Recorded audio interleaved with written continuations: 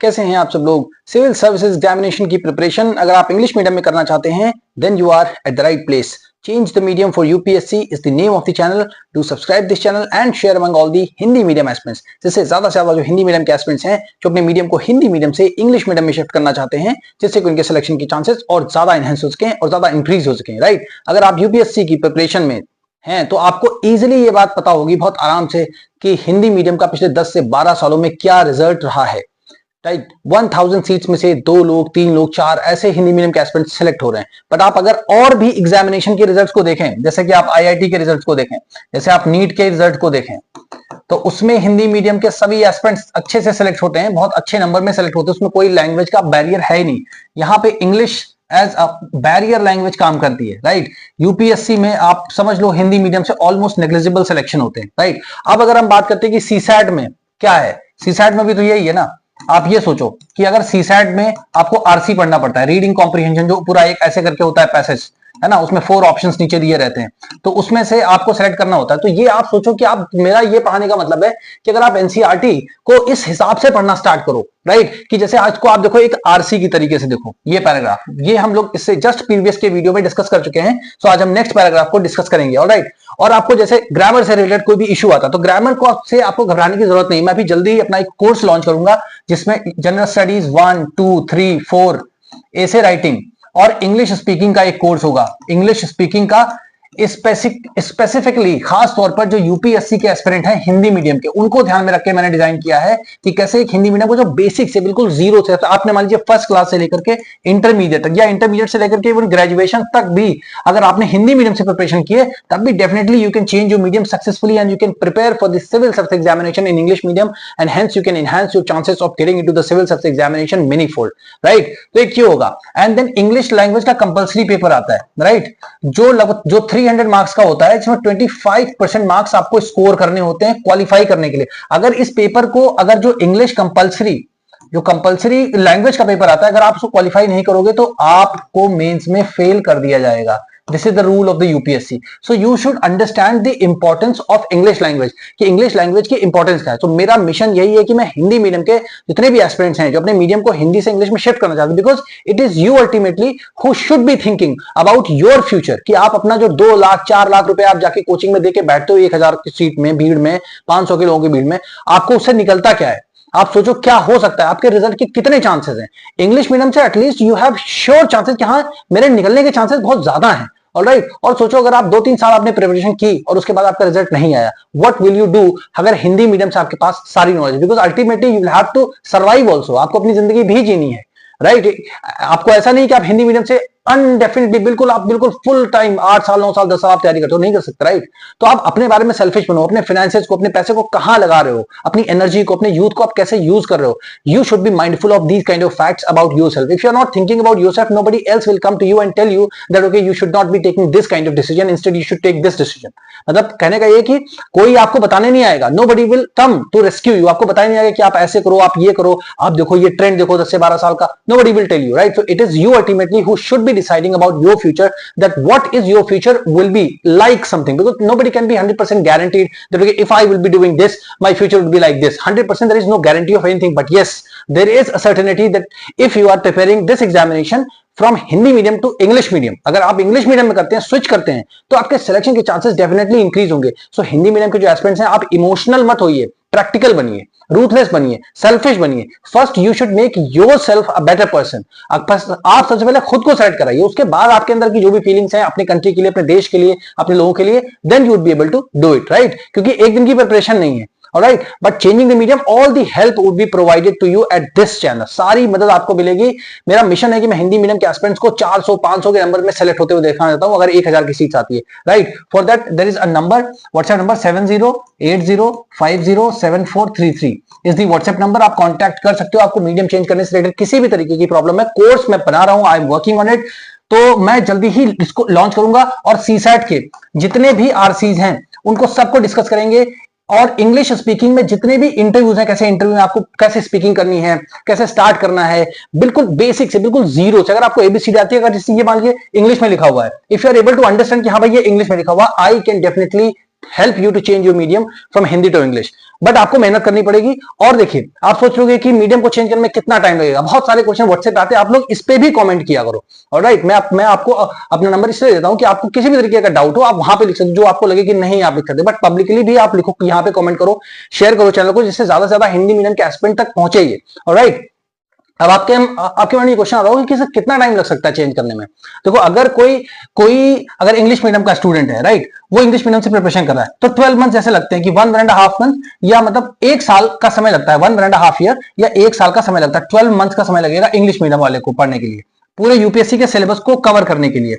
But अगर आप पूछो कि हिंदी से इंग्लिश में स्विच करने में कितना टाइम लगेगा, 2 से 4 महीने आपको एक्स्ट्रा लगेंगे। बट आप सोचो, 2 से 4 महीने अगर आप एक्स्ट्रा लगाओगे, राइट, तो इसमें आपका कोई नुकसान नहीं है। अल्टीमेटली आप माइंड में क्लियर हो जाओगे कि yes, now I am very well skilled, पूरी तरीके से मैं इक्विप्ड हूं, अब मैं बेस्ट स्टडी मटेरियल, जैसे आपका हिंदू हो गया, ठीक है ना, द हिंदू जो आपका न्यूज़पेपर है, द हिंदू हो गया, इंडियन एक्सप्रेस हो गया, राइट, ऐसे करके जो न्यूज़पेपर से आप उनको रीड कर सकते हैं। आप रीड करके देखिए कितना अच्छा कंटेंट होता है। बट हिंदी मीडियम के एस्पिरेंट्स के लिए क्या होता है, उसको क्या करते हैं, समरी बना दी जाती है, किसमें, वो भी हिंदी में आपको दी जाती है। अब आप तो डिपेंडेंट हो ना दूसरे पे, आपका खुद का माइंड तो चल ही नहीं रहा है, जो आपको समरी दे दी गई आपने उसको रीड कर लिया, राइट। बट पढ़ना इज नेसेसरी। जितने लोगों का सिलेक्शन होता है, बताते हैं ना लोग पढ़ते, तो क्यों ऐसा, वो तो बेवकूफ नहीं है, लोग 2-2 3-3 न्यूज़पेपर पढ़ते हैं। क्यों पढ़ते हैं, उनकी एक हैबिट हो जाती है, उनको पता होता है कि हाँ ये चीजें मुझे एग्जामिनेशन के लिए निकालनी है। तो वो कैसे पता करते हैं, अच्छे से सिलेबस को याद करते हैं। तो कोई ऐसी बहुत बड़ी दिक्कत नहीं है, बस आपको माइंडफुल होना है, आपको वाइज होना है, समझदार बनना कि हम मीडियम चेंज करने में ज्यादा फायदा है। क्योंकि आप अपने बारे में सोचिए ना कि 2-3 साल के बाद कहां होंगे आप, राइट। बट ये एग्जाम से अगर आप प्रिपरेशन करें तो माइंड में क्लैरिटी होगी आपको, आप कंफ्यूज नहीं होंगे, बिल्कुल कंफ्यूज नहीं होंगे, राइट। तो चलिए देखिए कैसे स्टार्ट करते हैं फ्रेंच रिवॉल्यूशन को पढ़ना। यहां ये paragraph we have completed already, ठीक है। मैं थोड़ी थोड़ी इंग्लिश आपसे थोड़ी 1-2 सेंटेंसेस बीच में बोलता हूं, जिससे आपको लगे कि हाँ आप इंग्लिश मीडियम के स्टूडेंट हैं, now you are changing your medium from Hindi to English,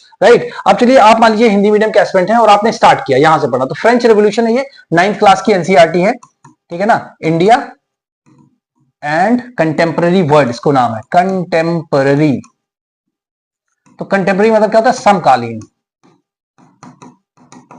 है ना। जैसे मान लीजिए योगी आदित्यनाथ जी हैं एंड जो हमारे नरेंद्र मोदी जी हैं प्राइम मिनिस्टर है, तो ये दोनों लोग क्या है, कंटेम्पररी, मतलब एक ही समय पर हैं। क्योंकि जैसे मान लीजिए दोनों लोग एक ही समय पर जीवित हैं, है ना, तो एक दूसरे के कंटेम्पररी हैं।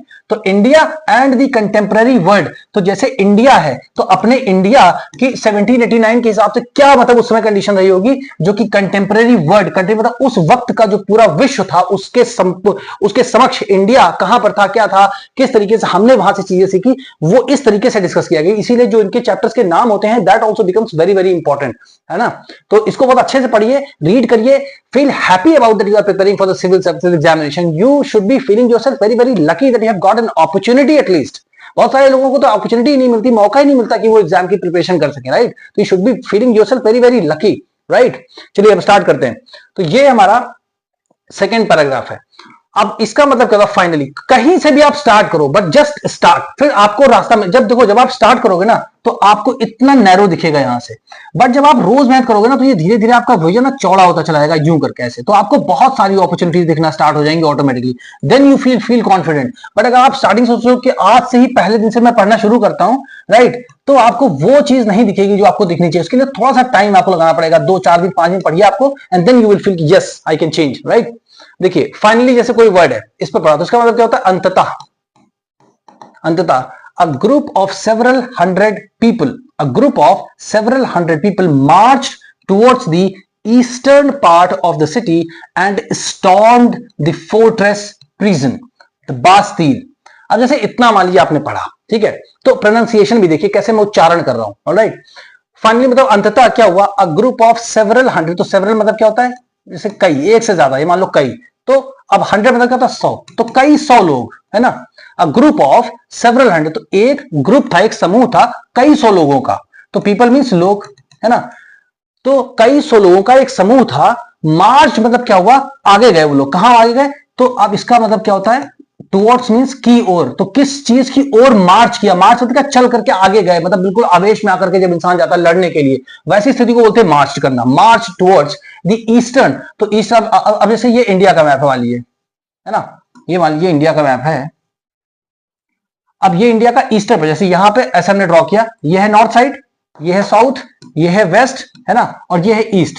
तो अब मान लो यहां से चले तो ईस्टर्न साइड जाएंगे, इस साइड है ना, तो ईस्टर्न मतलब क्या है कि पूर्व दिशा की ओर, है ना, तो eastern part of the city, तो जो सिटी, अब यहां पे सिटी कौन सी है, पेरिस, फ्रांस की जो हमारी कैपिटल है वो पेरिस है, तो पेरिस जो सिटी है उसकी तरफ जो है कई सौ लोग, एक समूह के कई सौ लोग आगे बढ़े उसकी तरफ अंततः। अब क्या होता है फिर, स्टॉर्म्ड मतलब क्या होता है, हिला के रख देना, मतलब बिल्कुल जाके वहां पे उथल पुथल मचा देना, क्या करना, स्टॉर्म दी फोर्ट्रेस, फोर्ट्रेस मतलब क्या होता है, किला, और प्रिजन मतलब होती है जेल। तो जो किले की जेल थी उसके अंदर मतलब वो लोग एकदम अंदर चले गए, और वो जो मतलब किला था, दी फोर्ट्रेस प्रिजन, उसको क्या बोलते थे, द बास्तील, तो इसको कैसे बोलते हैं हिंदी में, Bastille, Bastille, Bastille, where they hoped to, जहां पर, अब वेयर मीन्स क्या है, जहां पर, ऐसे लिखना, ऐसे आपको वर्ड की मीनिंग्स को समझना है, ग्रामर आपको नहीं पढ़नी है, ग्रामर बिना पढ़े मैं आपको सिखा दूंगा, ऑलराइट। वेयर दे मतलब क्या है, वे लोग, वही, अब यहां पे वे लोग का मतलब क्या है, a group of several hundred people, इसकी जगह पर यूज किया गया यहां पर दे, ठीक है ना, वेयर जहां पर वे लोग hoped to find hoarded ammunition, होआर्डेड इसको पढ़ते हैं, होआर्डेड एम्यूनिशन, ऑलराइट। होप्ड मींस क्या है, आशा थी उनको, आशा थी उनको, किस चीज की आशा थी, होप टू फाइंड मींस मिल जाना या खोजना, ठीक है ना। होआर्डेड मींस क्या, इकट्ठा करके कोई चीज रखी हो, इकट्ठा करके कोई चीज रखी हो इनलीगली, ठीक है ना। तो होर्डेड एम्यूनिशन, या बहुत ज्यादा मात्रा में कोई चीज इकट्ठे रखी हो, एम्यूनिशन मतलब क्या होता है, गन्स, है ना, या इससे या मतलब आपको युद्ध करने से मतलब रिलेटेड जितनी भी सामग्री होती है वो सारी चीज। तो इनका मतलब क्या था कि बहुत सारे लोग जो है आगे बढ़े eastern part of the city, ठीक है ना, पूर्वी जो मतलब ये शहर था पेरिस, उसके जो है पूर्वी जो उसका क्षेत्र था उसकी तरफ आगे बढ़े, और स्टॉर्म मतलब उसको हिला, मतलब अस्त व्यस्त कर देना स्थिति को, वहां पर जाके स्टॉर्म दी फोर्ट्रेस प्रिजन, ठीक है ना। तो जो वहां पर बास्तील किला था उसकी जो जेल थी उसको क्या किया इन्होंने, हिला के रख दिया। फिर क्या है, where they hoped to find, जहां पर उनकी आशा थी कि उनको मिल जाएगा, फाइंड होर्डेड एम्यूनिशन, जो इकट्ठा करके वहां पे जमा हुए हथियार रखे होंगे वो उनको मिल जाएंगे, ऐसा उनकी आशा थी, इसी आशा से वो लोग उसके अंदर गए थे। अब आगे क्या लिखा है, in the fight, in the armed fight, अब आर्म्ड फाइट मतलब क्या है, इन मींस में, in the armed fight, armed fight मतलब जब आप एक तरफ से गोली चलाओगे तो जो प्रिजन के अंदर थे वहां के जो मतलब कमांडर वगैरह रहे होंगे या जो वहां पे ट्रूप या सैनिक रहे होंगे उन्होंने भी गोली चलाई होगी, तो उसी में आर्म्ड फाइट हो गई, इधर से भी गोली चली उधर से भी गोली चली, इन दी आर्म्ड फाइट, ठीक है ना, जो युद्ध हुआ या जो बेसिकली लड़ाई हुई छोटी मोटी उसको आप समझ सकते हैं। दैट फॉलोड, जो हुई, दैट फॉलोड को आप देख लीजिए, जो हुई, ऐसे करके जनरल सेंस में आप समझना शुरू करिए, जिससे कि जब आप रीड करें तो आप अंडरस्टैंड करते चलें, तो आपको कॉन्फिडेंस बिल्ड होगा, right. Armed fight that followed, the commander of the Bastille was killed. अब क्या लिखना देखिए, द कमांडर मींस क्या होता है, सेनापति, द कमांडर मींस सेनापति, सेनापति, the commander of the Bastille, तो ऑफ मींस का, अब बास्तील जो वहां का किला था, बास्तील का जो कमांडर था वाज किल्ड, मारा गया, मारा गया, तो वॉज किल्ड मींस मारा गया, ऐसे आप लिखो, ऐसे आप सीधे सीधे लिखोगे, यही सारी चीजें रिपीट होंगी आगे, ठीक है ना।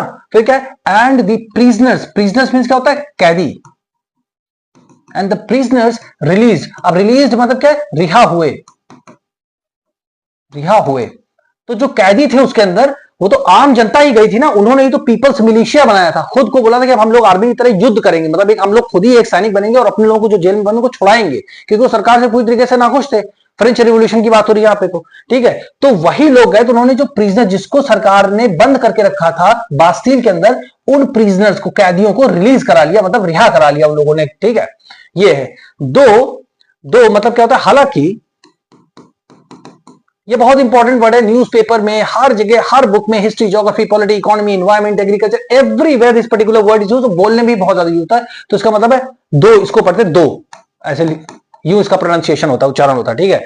दो मीन्स होता है हालांकि, हालांकि there were only 7 of them, जो कैदियों को रिहा कराया उनमें से केवल 7 लोग ही थे, केवल उनमें से 7 ऑफ देम, उनमें से केवल 7 लोग ही थे, तो वर मीन्स थे, है ना, केवल, ओनली मीन्स केवल, 7 ऑफ देम, उनमें से केवल 7 लोग ही थे वहां पर, मीन्स 7 कैदियों को रिहा करा लिया, राइट।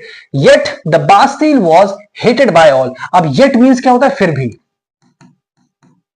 फिर भी बास्तील जो वहां का फोर्ट था, जो किला था जिसका नाम था Bastille, was hated by all, है ना, सब के द्वारा घृणा की जाती थी, है ना। इसका मतलब आप ये लिखिए कि सब के द्वारा घृणा की जाती थी।